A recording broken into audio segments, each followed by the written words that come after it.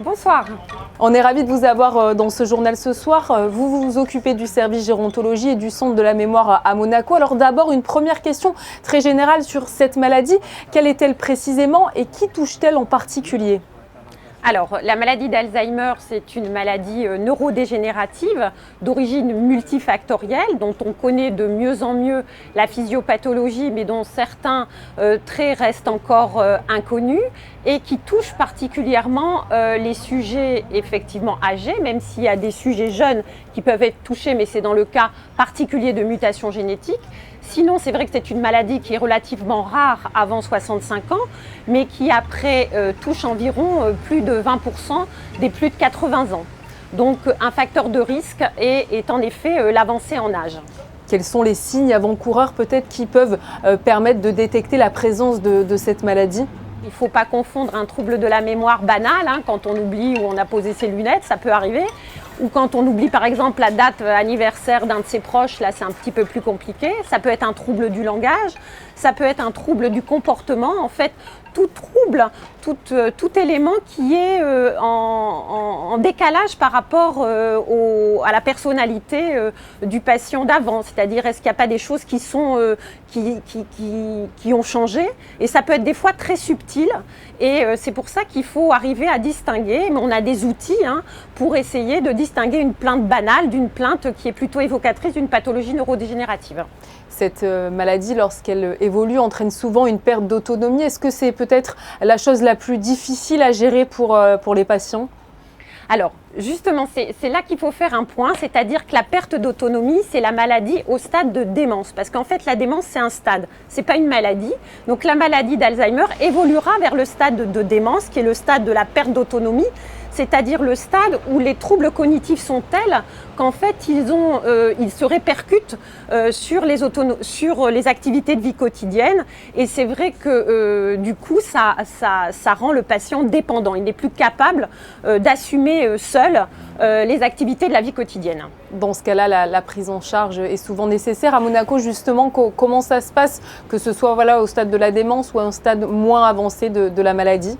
On a la chance d'avoir une filière extrêmement bien structurée, on va dire, avec comme point d'entrée le centre mémoire, qui est un centre mémoire qui a été labellisé et qui permet d'avoir des consultations. Et on a à notre disposition tout un plateau technique et le patient est mis dans un parcours, on va dire, personnalisé, où il va avoir proposition de prise en charge par des neuropsychologues, par des psychologues, cliniciens, par les orthophonistes. Il y a des ateliers qui sont mis en place et on n'oublie pas, parce que c'est très important, les aidants. Parce qu'en fait, il y a le patient, mais il y a également l'entourage autour et c'est très important. En principauté, il y a une association monégasque pour la recherche sur la maladie d'Alzheimer qui a d'ailleurs organisé une soirée spéciale au Théâtre Princesse Grace. C'était hier soir. Parlez-nous de cet événement qui a eu lieu hier soir.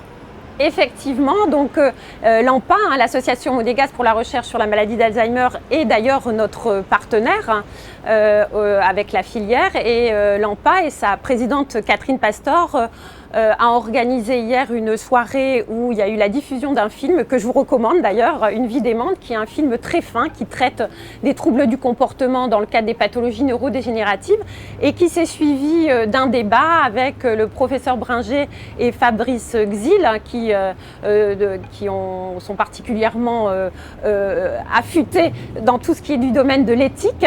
Et moi-même, j'ai eu le plaisir de participer à ce débat et ça a permis de discuter et d'avoir des échanges riches sur la pathologie, les troubles du comportement que ça entraîne, l'implication et le retentissement sur les aidants. Un dernier mot concernant les recherches scientifiques quant à un potentiel traitement. Où en sont-elles, Sandrine ? Il y a quand même actuellement depuis une vingtaine d'années des études sur des anticorps particuliers qui agissent sur les protéines qui sont touchés dans la maladie d'Alzheimer.